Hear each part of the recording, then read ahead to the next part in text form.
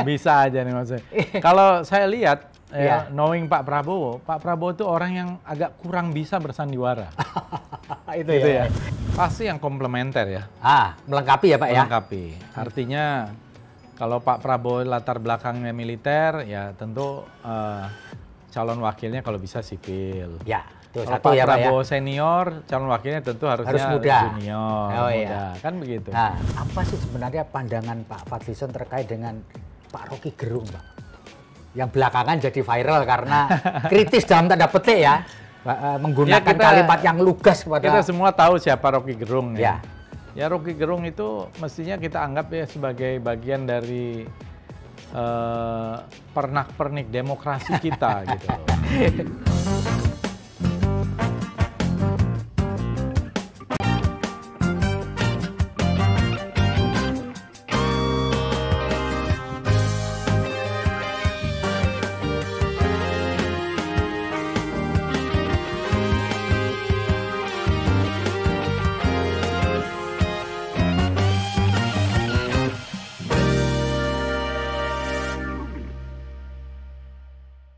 Assalamualaikum warahmatullahi wabarakatuh. Salam damai sejahtera buat kita semua. Om Swastiastu, Namo Buddhaya, dan salam kebajikan. Saya Feby Mahendra Putra, Direktur Pemberitaan Tribun Network. Tribuners, sekarang ini tanggal 14 Agustus 2023. 8 bulan lagi kita, 6 bulan atau 6 sampai 8 bulan kita akan memasuki pemilihan anggota legislatif dan pemilihan presiden. Dan dalam dunia politik Indonesia, rasanya nggak afdol kalau kita tidak ngobrol dengan Bang Fadlizon. Beliau adalah Wakil Ketua Umum DPP Partai Gerindra yang juga anggota DPR RI dari fraksi Partai Gerindra.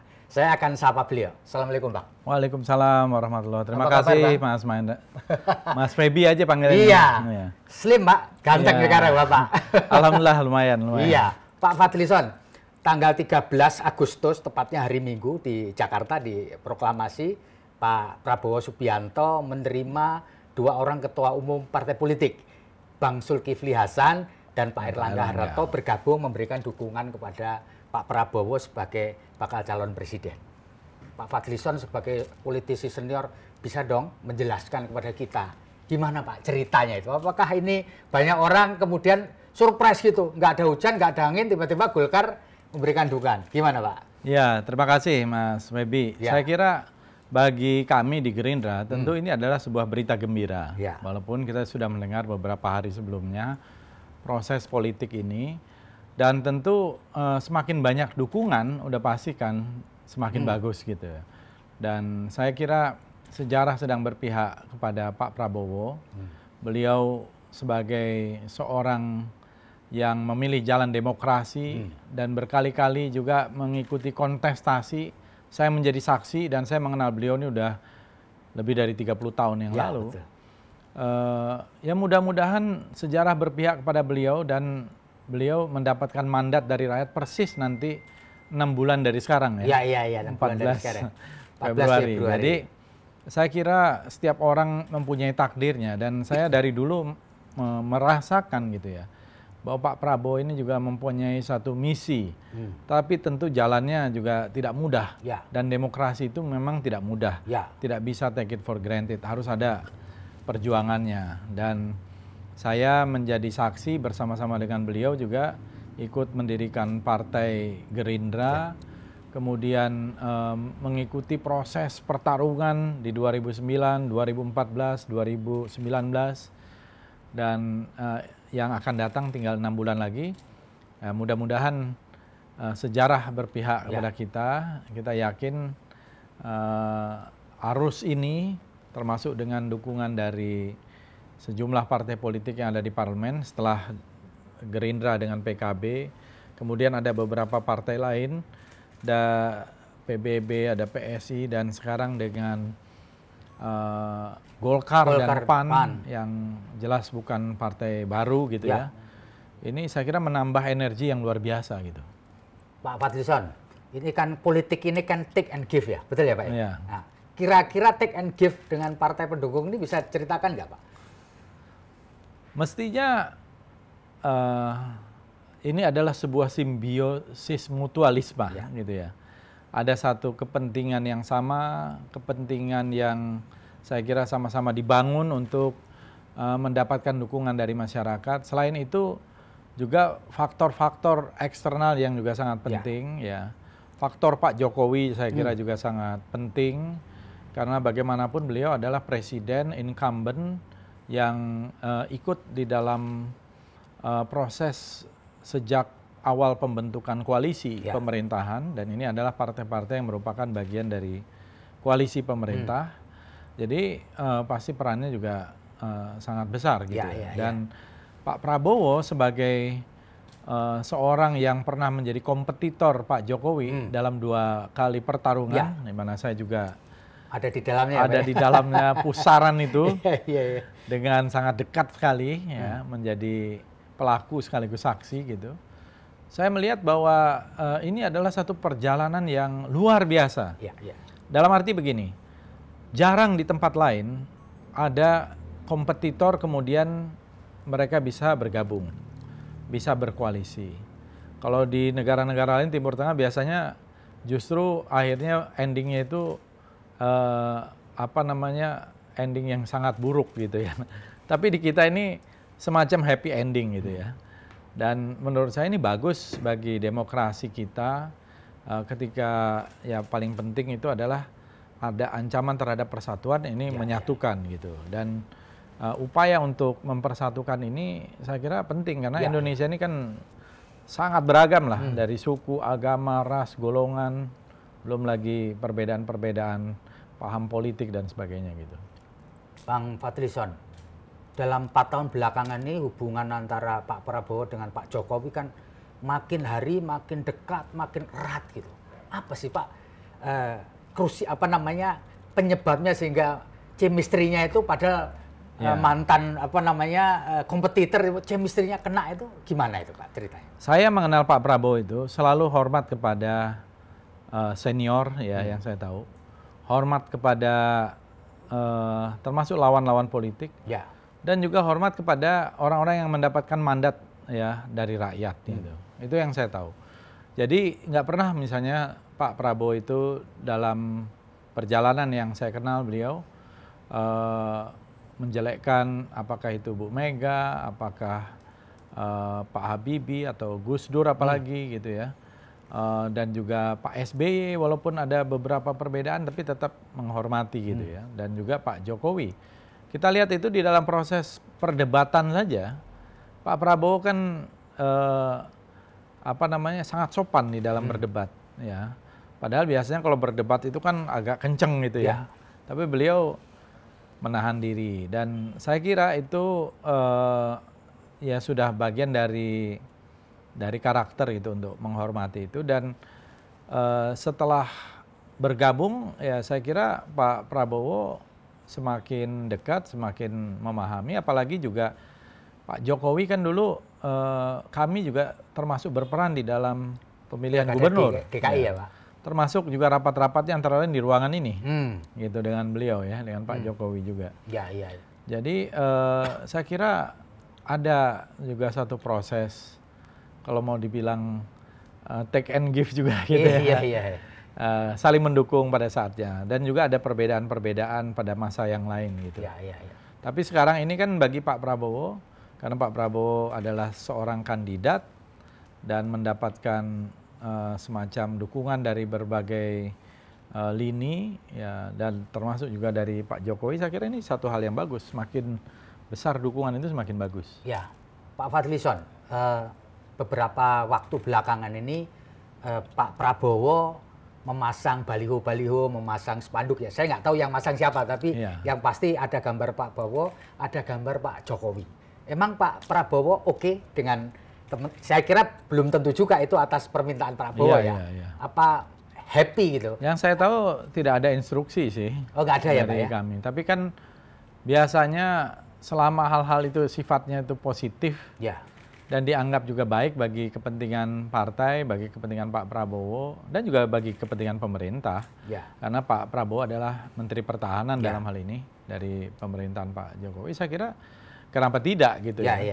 Jadi itu adalah bagian dari upaya menyampaikan satu gagasan, satu persepsi bahwa ada kerjasama yang selama ini baik gitu. Apalagi sebagai Menhan, dalam banyak survei kan Pak Prabowo juga dianggap termasuk kinerja menteri yang cukup baik, yang sangat baik bahkan.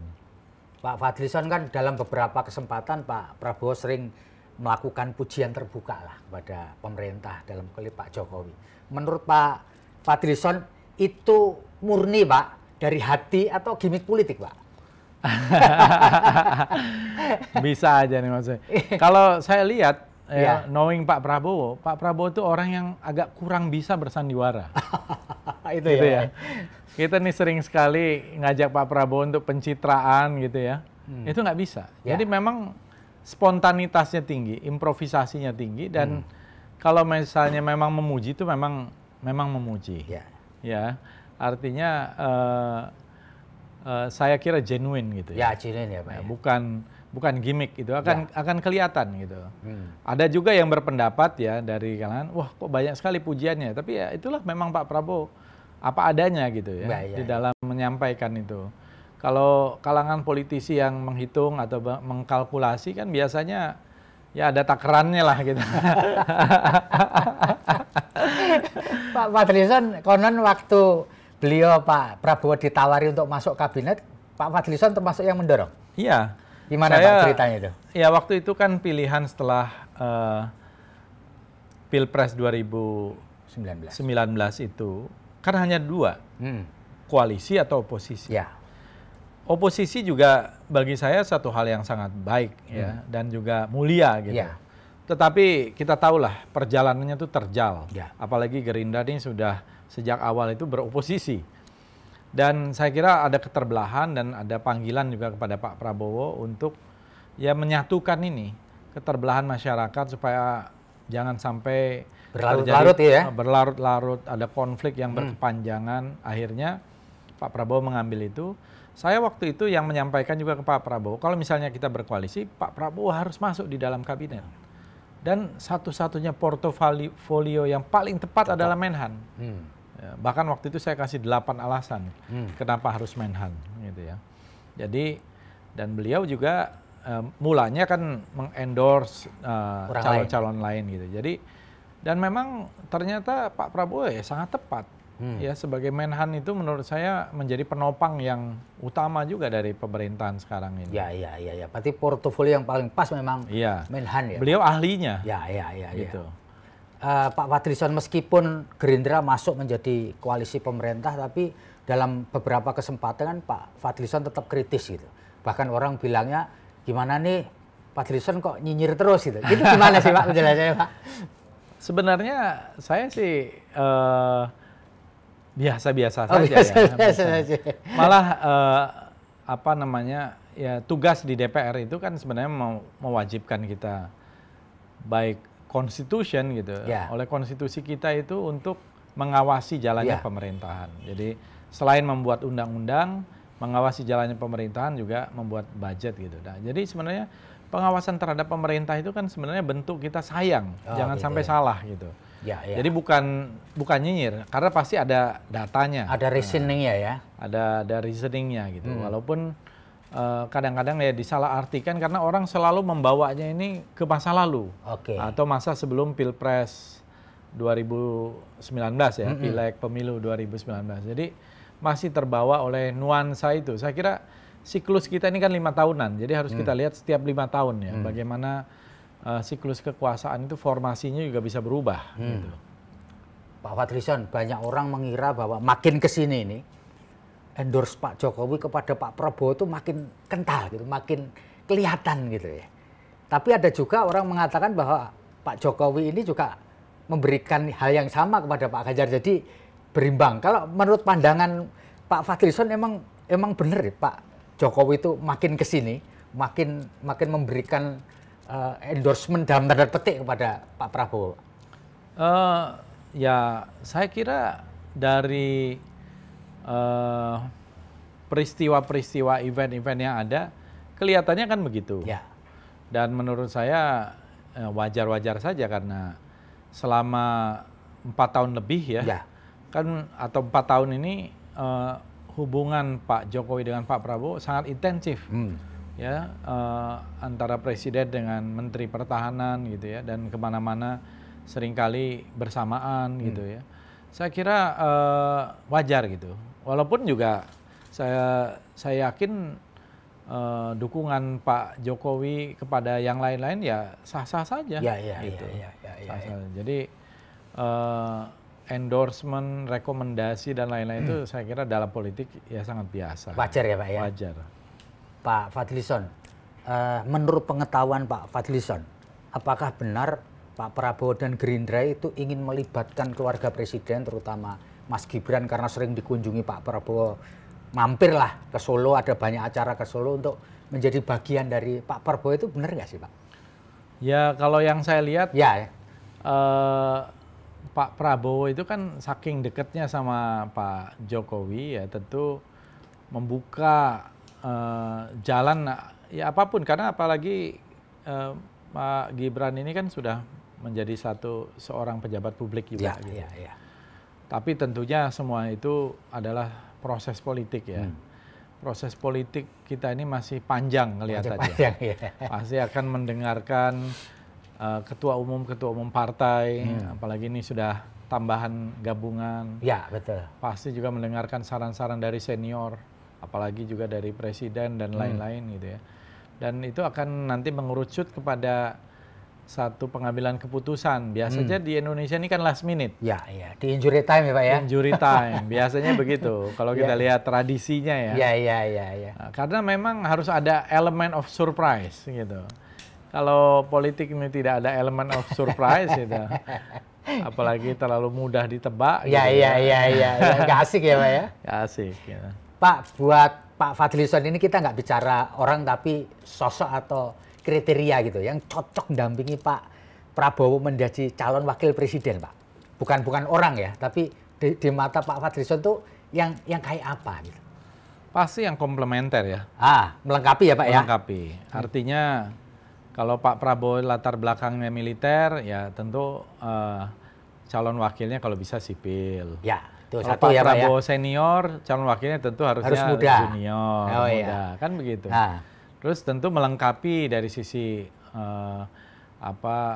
karena ini kan sebuah koalisi dengan persyaratan partai dan lain-lain. Dan saya kira hal-hal yang komplementer itu ada pada beberapa kandidat kan, kandidat-kandidat yang ada yang disebutkan itu semuanya. Dan nanti pada waktunya pasti dirembukan. Gitu. Itu kalau menurut Pak Fadlizon perlu mempertimbangkan asalnya dari mana, misalkan etikanya Pak Prabowo punya darah Jawa harusnya luar Jawa gitu, atau perlu kayak gitu itu Pak? Itu saya kira nanti harus dilihat juga dari mungkin survei kali ya. Jadi salah satu indikator untuk melihat gitu. Jadi penting juga untuk melihat survei. Tapi kan kalau kita selama ini Pak Prabowo surveinya kalau sama Pak Erik kan kenceng gitu kayaknya. Kebetulan Pak Erik muda, bukan dari Jawa. Makanya banyak kalau kita lihat dari calon-calon itu kan pada umumnya Cak Imin eligible, Pak Erik eligible, Pak Airlangga eligible, Pak Zul juga, Pak Gibran, semuanya eligible. Tinggal pada poin-poin mana yang memang itu pasti dirembukan oleh para pengambil keputusan ini pada waktunya, yang kira-kira yang paling pas gitu. Apalagi kalau sudah ada konfigurasi yang kira-kira terbayangkan nanti itu akan ada 3 pasang capres, atau 2 pasang, atau 3 pasang ini siapa saja, yang sudah ada calon-calon wakilnya dan seterusnya gitu. Pak Fadlizon bisa cerita sedikit Pak Fadlizon mengenai komunikasi politik Gerindra dengan PSI Pak, yang akhir-akhir ini menjadi viral lah, hangat dibicarakan gitu. Karena kenapa? Karena dulunya kan PSI ini disebutkan sebagai partai yang sangat kritis terhadap Prabowo gitu. Gimana Pak itu Pak? Ya, menurut saya mungkin ini bagian dari sebuah proses gitu ya, Mas Febi. Kalau kita lihat partai-partai yang ada, ya termasuk PSI, itu kan ya kalau dulu dianggap kritis, sekarang terbuka. Saya kira karena Pak Prabowo juga sangat membuka diri gitu. Ya, ya, ya. Dalam percakapan saya dengan beliau, Pak Prabowo tuh mengatakan pokoknya kita sekarang ini ya sejak itulah Ya. kita ini harus terbuka, harus merangkul. Dan Pak Prabowo ini kan jalan tengah. Ya, ya. Beliau ini berada di tengah, beliau ini jalan tengah. Ya, bukan lagi di kiri atau di kanan tapi di tengah, dan untuk itu menjadi bagian dari semua pihak. Dan itu dibuktikan. Pak Prabowo itu selalu humble ya, mau mendatangi termasuk ke partai-partai yang ada gitu. Tidak harus siapa duluan, siapa yang senior dan sebagainya gitu. Saya kira itu gesture dari Pak Prabowo itulah yang membuat ada semacam acceptance atau penerimaan. Ya, ya, ya, ya, ya. Pak Fadlizon ini barangkali yang banyak ditunggu oleh orang-orang gitu. Apa sih sebenarnya pandangan Pak Fadlizon terkait dengan Pak Rocky Gerung, Pak? Yang belakangan jadi viral karena kritis dalam tanda petik ya. Menggunakan kalimat yang lugas kepada... Kita semua tahu siapa Rocky Gerung ya. Ya. Seorang yang saya kira latar belakang itu memang kritis gitu. Ya. Dan bisa menyerang, mengena ke siapa saja. Ya. Saya kira bukan hanya ke Pak Jokowi, kemana saja kok. Ya, termasuk juga kepada kawan-kawannya. Ya, Rocky Gerung itu mestinya kita anggap ya sebagai bagian dari pernak-pernik demokrasi kita gitu loh. Saya sependapat dengan Pak Prabowo, ada yang keliru. Ya. Mungkin bahasa atau penggunaan diksi ya. Nah, diksinya yang mungkin dianggap berlebihan. Tapi kan Pak Jokowi sendiri sudah menyatakan bahwa itu hal kecil lah. Saya bekerja saja. Hal yang remeh. Hal yang saya bekerja saja. Saya kira Pak Jokowi juga berjiwa besar. Ya. Menurut saya hal ini mungkin ya terserah sih, tapi apakah perlu dibesar-besarkan? Ya, mungkin Saudara Rocky Gerung sendiri kalau nggak salah ada permintaan maaf juga atas kegaduhan yang tercipta karena itu. Ya, ya, ya. Tapi kadang-kadang ya demokrasi itu butuh juga kebisingan. Kadang-kadang kan begitu ya. Kalau enggak nanti tidak ada channel. Ya, saya kira memang perlu channel. Mungkin channelnya yang harus proper. Dan apa yang dilakukan Rocky Gerung ya saya kira satu bagian dari itu. Tapi ya setiap orang punya gayanya masing-masing. Gitu. Gayanya berbeda-beda. Iya, iya, iya. Pak Fadlizon, kalau boleh saya tahu, Bapak pernah nggak ditegur Pak Prabowo karena mengeluarkan statement politik yang dalam tanda petik bisa bikin gaduh, itu pernah nggak Pak? Sepanjang mengenal beliau Pak. Pak Prabowo itu orangnya juga demokrat, ya. Maksudnya seorang yang demokratis ya, menghargai perbedaan pendapat.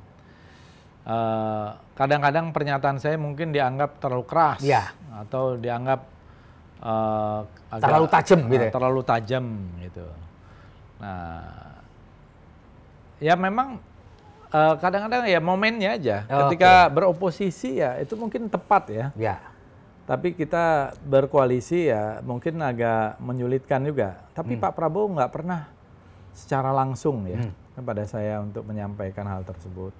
Tapi ada teman-teman gitu dengan cara yang juga santai berseloroh juga gitu. Gitu. Tapi saya juga menyadari kena gitu ya Pak ya. Saya juga menyadari bahwa saya ingin beliau menjadi presiden gitu. Dan saya juga tidak ingin menjadi yang menghambat jalan itu hanya gara-gara yang seperti itu. Jadi kalau ada yang bertanya kepada saya, kok sekarang lebih ini, karena kebetulan saya juga di DPR itu banyak tugas di luar. Mungkin supaya jangan terlalu banyak ngeritik juga. Jadi saya sebagai ketua BKSAP banyak kegiatan konferensi di luar, IPU, Interparliamentary Union, dan lain-lain. Tapi saya menyadari bahwa perlu tetap proses korektif ya, kalau ada kekeliruan dan lain-lain. Dan saya kira Pak Prabowo itu membebaskan itu. Selama tentu di dalam koridor, karena kami kan sekarang berada di dalam koalisi pemerintahan. Walaupun kita tentu mempunyai catatan-catatan ya untuk perbaikan. Dan kita juga ingin pemerintahan ini sukses dan baik, kira-kira kan begitu. Kalau sukses dan baik, tepat sasaran dan sebagainya, saya kira itu akan bermanfaat bagi semua pihak, bagi rakyat apalagi gitu. Ya, Pak Fadlizon, selama proses pemerintahan Jokowi ini, keputusan terbesar dengan risiko sangat tinggi adalah memindahkan ibu kota Republik ini dari Jakarta ke IKN. Sekarang namanya Ibu Kota Nusantara di Betul. Kalimantan Timur. Itu keputusan yang luar biasa menurut saya dengan risiko sangat tinggi. Pak Fadlizon melihat keputusan kontroversial itu kayak apa, Pak? Saya melihatnya ini juga sebuah proses kan. Jadi memang ada kebutuhan untuk memindahkan ibu kota dari Jakarta. Ya. Karena berbagai macam alasan. Dulu bahkan pernah di ruangan ini saya membuat diskusi Jakarta tenggelam. Oh gitu ya, Pak? Iya. Waktu itu saya ingat banget yang menjadi pembicaranya itu Ridwan Saidi, Imam Prasojo, ada Pak Andrinov Caniago yang punya gagasan juga untuk memindahkan ibu kota. Itu tahun-tahun 2010 kalau nggak salah. Gitu ya, Pak? Iya. Jadi memang ada pemikiran itu. Bahkan di zaman Pak Harto, zaman Orde Baru juga ada pemikiran untuk memindahkan ibu kota. Waktu itu rencananya ke Jonggol. Tetapi tidak bisa terrealisasi karena ada reformasi dan lain-lain. Nah, menurut saya gagasan untuk memindahkan ibu kota itu ya sangat wajar. Karena banyak juga negara lain melakukan hal yang sama. Di Myanmar, Brazil, Australia, negara tetangga kita, Malaysia, itu juga melakukan pemindahan ibu kota karena sudah terlalu crowded gitu ya. Jadi keputusan besar itu tinggal bagaimana merealisasikan dan memang membutuhkan proses Panjang ya? panjang, tahapan-tahapan Tahapan gitu. ya, betul. Saya kira Canberra saja puluhan tahun itu. Brazil juga puluhan tahun. Gitu. Jadi tidak bisa instan seperti loro jonggrang gitu. Jadi pasti membutuhkan proses yang panjang gitu. Ya. Dengan maksud yang saya kira baik gitu. Untuk ada sebuah center baru. Karena yang ada di Jakarta ini, Jakarta bisa menjadi pusat bisnis. Ya. Dan ibu kota baru ini pusat pemerintahan. Ada juga bisa gagasan seperti di Afrika Selatan ya, itu kotanya itu dibagi. Kota pemerintahan beda dengan kota legislatif, beda dengan kota yudikatif. Jadi Johannesburg, ada Pretoria, ada Cape Town. Itu beda-beda tuh. Nah, itu juga sesuatu yang bisa dipikirkan di dalam proses itu ya, misalnya. Mungkin pemerintahannya di Kalimantan, di Nusantara, legislatifnya di Jakarta, yudikatifnya di mana gitu. Itu juga bisa menjadi salah satu contoh yang dilakukan di Afrika Selatan. Ya. Pak Fadlizon, selain politik saya juga surprise lah melihat Fadlizon Library ini ya, Pak. Ini gimana ceritanya Bapak bisa punya kerentek untuk menciptakan sebuah museum kecil ini di sini itu gimana dengan ribuan buku, macam-macam keris lah, ada patung, ada topeng dan seterusnya, Pak. Gimana Pak ceritanya? Ya, dulu karena awalnya saya mengumpulkan buku terlalu penuh di rumah. Itu tahun berapa kira-kira Pak? Masih ingat? Saya masih mahasiswa. Oh masih mahasiswa? Iya. Tahun-tahun berapa itu Pak? Tahun 91, 92. Oh 91, 92 ya? Iya. Terlalu banyak 30 buku. tahun yang lalu. Saya sudah punya lemari-lemari buku yang terlalu banyak. Dan akhirnya setelah saya menikah juga rumah juga bisa menjadi penuh. Dan memang saya punya cita-cita mendirikan perpustakaan. Oh gitu ya? Jadi perpustakaan ini dimulai tahun 2008 di tempat ini. Ada mungkin sekitar 35 ribuan buku. 35 ribu ya? Yang di sini. Di tempat lain ada totalnya sekitar 65 ribu buku. Sekarang? Iya. Ya. Ada di beberapa tempat. Oh tidak hanya di sini ya? Ini kemudian ada di Cimanggis di Rumah Kreatif, ada di Sumatera Barat, ada di Bogor. Oh ada 4 ya Pak ya? Ada 4. Jadi selain buku, ada koran-koran tua, buku-buku tua, ada naskah manuskrip. Jadi naskah tulisan tangan, naskah Jawa, naskah Bali, naskah Sumatera. Kemudian ada lontar. Oh gitu ya Pak ya? Ada lontar, naskah-naskah lontar. Kemudian ada keris, Oh, keris ya. ada tumbak. Tombak ya itu Pak ya. Ya, keris dan tombak. Lalu ada juga poster-poster zaman dulu, numismatik, koin-koin. Oh, koin-koin. Koin-koin Kesultanan Nusantara, Samudra Pasai, Majapahit, ya itu cukup lengkap saya. Kemudian ada juga filateli dari zaman Netherlands Indies, ada fosil. Kemudian saya mengumpulkan juga surat-surat Bung Karno, Bung Hatta, dan tokoh-tokoh bangsa lain ya, Ki Hajar Dewantara, Cipto Mangunkusumo, ada tongkat-tongkatnya mereka, kacamatanya tokoh-tokoh. Oh, ini kacamata tokoh-tokoh ya Pak ya? Iya, Safruddin Prawira Negara, ada Bung Hatta, ada Subandrio, ada penulis-penulis ya, Sapardi Djoko Damono, ada Taufik Ismail. Mesin tik juga saya kumpulin.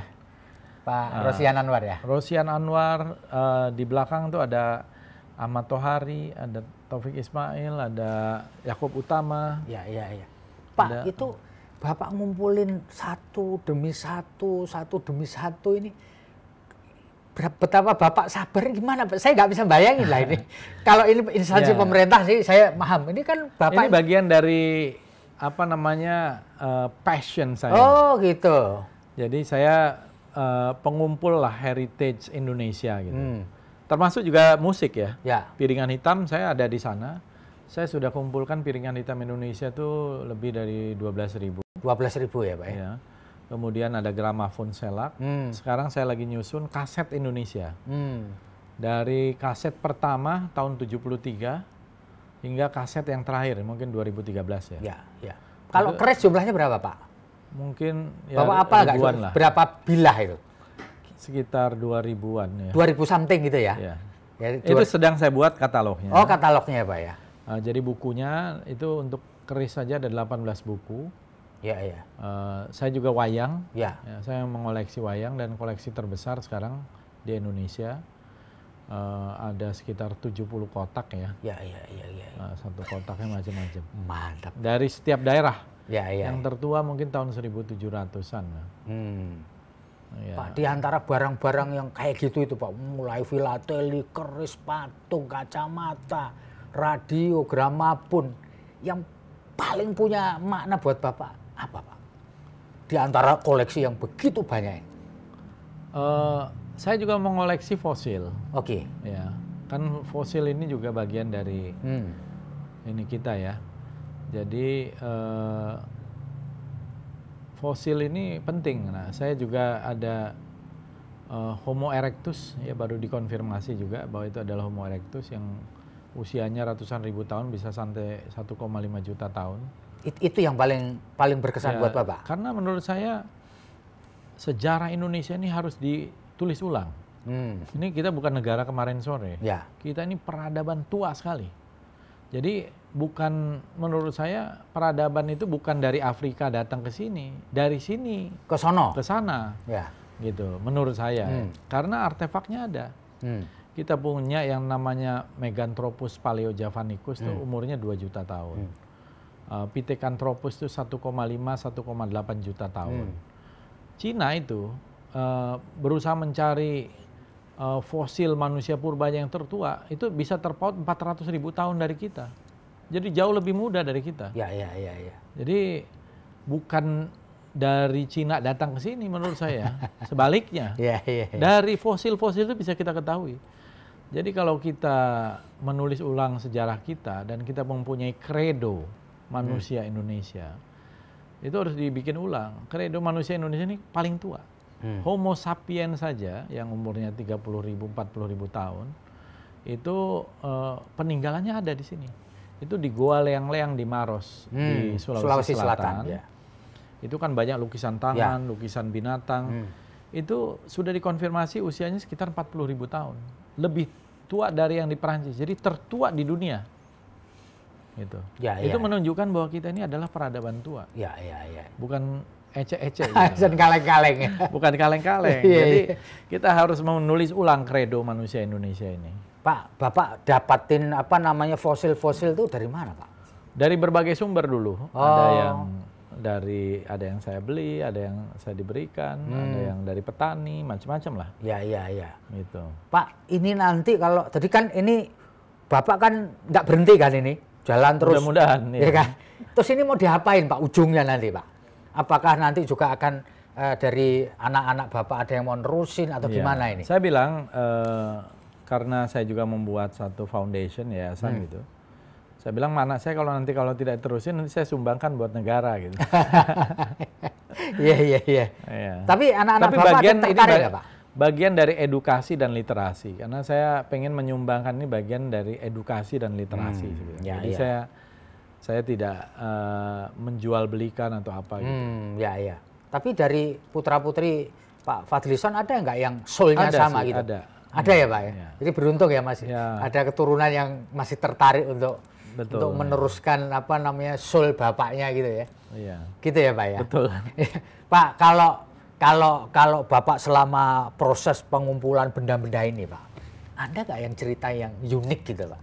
Di antara benda-benda yang Bapak kumpulkan yang Bapak buru, baik itu membeli maupun diberi orang itu ada Pak ya? Yang unik nih Pak? Banyak. Apa di antaranya Pak? Yang wah ini unik ya, misalkan ada keris unik. Banyak. Apa itu Pak? Kalau keris sendiri saya banyak pengalaman unik itu. Ya. Karena ada yang kalau dibilang datang sendiri itu bukan berarti datang tiba-tiba muncul ya. Tapi tiba-tiba ada orang yang tidak saya kenal datang memberikan itu dari sebuah koleksi yang sangat luar biasa gitu ya. Kan orang bisa mendekatinya dari sisi esoteris, ada tuahnya, ada yang dari eksoteris, dari seni budayanya. Iya. Jadi pengalaman itu beda-beda. Dan keris itu kan dapur, pamornya itu banyak sekali ya. Ada udan mas, ada keris waswuta, ada macam-macam. Jadi tergantung kepada dan dia mempunyai sifat kandel itu. Itu untuk keris saja. Tapi ada satu hal yang saya cita-citakan. Saya ingin punya piringan hitam gramafon Indonesia Raya yang pertama. Itu cita-cita saya itu dari tahun 2009-2010. Belum ketemu ya? Waktu di sini. Baru saya dapatkan kira-kira tahun lalu. Tahun lalu ya? Dan itu saya kira the only one exist sekarang. Yang masih bisa diputar. Dan Bapak punya? Punya, ada di bawah. Ada produksi dari Yokim Chan. Dulu dipesan oleh W.R. Supratman kepada kawannya Yokim Chan. Kepada Inggris. Jadi dibuat di Inggris. Tapi karena Belanda tahu kemudian disita, banyak dihancurkan. Itulah ceritanya kira-kira. Jadi itu bikinan tahun berapa Pak itu? Bikinan tahun 1928. Iya. Jadi yang pertama. Jadi waktu itu belum Indonesia merdeka belum, tapi mulia. Ya. Jadi itu naskah lagu yang pertama dibuat dan direkamkan ke dalam piringan hitam shellac. Jadi ada yang shellac, ada yang vinil. Beda tuh bahannya aja. Ini yang gramafon yang gampang pecah ya. Nah ini yang shellac. Dan sekarang kalau diputar masih oke ya? Iya. Masih bisa. Tapi sekarang saya bingkai supaya terawat. Tapi itu kemudian lagu itu bisa dikopi Pak? Maksud saya? Bisa. Artinya bisa diputar bahwa masih bisa. mulai? Masih ya? Masih bisa. Iya. Itu yang koleksi yang. Saya kira di Museum Nasional atau di Museum Sumpah Pemuda juga nggak ada itu. Jadi itu ya koleksi yang Bapak betul-betul banggakan gitu, yang ini. Iya, salah satu. Salah satu ya. Setiap koleksi itu ada itemnya. Saya punya item untuk numismatik, saya punya koleksi dinar emas Samudra Pasai secara berurutan. Oh gitu ya Pak ya? Iya. Dari Sultan Ahmad Az-Zahir tahun 1270 Masehi ya. Terus setiap sultan dia bikin dengan inskripsi Arab. Saya juga baru menemukan, baru mengoleksi gitu. Ternyata ada juga koin-koin di zaman awal Islam, abad pertama Hijriah sudah masuk di Tapanuli Tengah. Itu ditemukan di Kecamatan Badiri, di desa Jago-Jago gitu. Jadi kita ini luar biasa kekayaannya. Tapi sayangnya belum banyak yang melihat kekayaan kita, kekayaan budaya kita, kekayaan peradaban kita ini sebagai national treasure. Belum gitu ya. Musik belum dianggap sebagai national treasure. Yang dianggap national treasure itu masih batu bara, nikel, minyak. Iya. Tapi sebenarnya perjalanan budaya dan peradaban Indonesia ini luar biasa. Pak, di antara 2000 sekian keris itu, emang ada Pak keris yang koleksi Bapak yang paling sakti dalam tanda petik? Ada nggak Pak? Ya kalau kesaktiannya dalam arti itu saya kira banyak Pak. Ya, banyak. Di antaranya apa yang paling Bapak ingat Pak? Saya punya juga Nogo Siluman. Oh, itu apa itu Pak? Itu keris Nogo Siluman itu seperti dapurnya keris Diponegoro. Yang menjadi ageman pegangannya Pangeran Diponegoro. Nah itu ya dianggap orang itu tidak bisa terlihat atau bisa. Oh, namanya Nogo Siluman. Nogo Siluman. Kalau udan mas, ya karena kan keris itu di dalam proses penciptaannya itu kan ada doa, ada mantra, ada keinginan gitu ya. Yang menurut saya itu bukan syirik ya, tetapi orang sambil berdoa gitu ya. Tetapi mungkin besi, baja, dan nikel, dulu ada juga meteorit yang berada di dalam itu, dia kan bisa menyimpan energi itu secara sugestif kepada orang itu. Kalau dia misalnya mau keris yang supaya dia tetap naik tahta, junjung derajat. Junjung derajat ya. Itu terbawa di dalam sifatnya itu. Gitu. Jadi masing-masing mempunyai apa ya, sugesti sendiri gitu ya. Nah karena saya ini saya hampir punya semua bentuk dapur, pamor dari berbagai macam zaman, dari zaman Majapahit paling banyak, Mataram, dari zaman Airlangga juga banyak, Pajang, ya Demak, Cirebon gitu. Dan bukan hanya dari Jawa, juga dari Sumatera, dari Lombok dan Sumbawa, dari Sulawesi banyak juga, dan juga dari Kalimantan. Beda-beda tuh kerisnya. Walaupun pusatnya dulu di Jawa.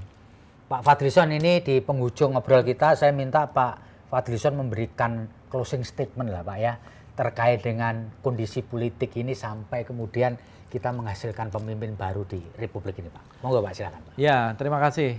Saya melihat bahwa proses politik ini bagian dari perjalanan bangsa kita, Mas Webi, dan perjalanan bangsa kita ini sudah di rel yang benar. Kita memilih jalan demokrasi, sehingga untuk menentukan seorang pemimpin dan mereka yang berkuasa di dalam pemerintahan maupun di legislatif melalui mandat dari rakyat ya.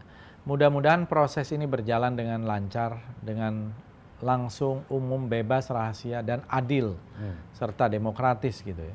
Karena dengan cara yang demokratis dan adil inilah menurut saya kita akan mendapatkan pemimpin yang genuine, yang betul-betul diharapkan, diinginkan oleh rakyat, sehingga mendapatkan penuh untuk melakukan satu perubahan. Kita memang memerlukan itu supaya terjadi sebuah proses kesinambungan. Ya biasa kan di dalam pemerintahan itu ada change and continuity. Nah tinggal apakah change-nya lebih banyak atau continuity-nya yang lebih besar gitu. Tapi yang jelas ada sustainability, keberlanjutan gitu. Karena yang bahaya itu justru kalau terjadi dekonstruksi. Setiap pemerintahan didekonstruksi oleh pemerintahan berikutnya, didekonstruksi lagi ya. Ini ya saya kira ke depan Indonesia ini mempunyai sebuah peluang untuk menjadi negara yang besar, yang diakui oleh dunia, disegani oleh dunia, dan menjadi negara yang maju dan beradab.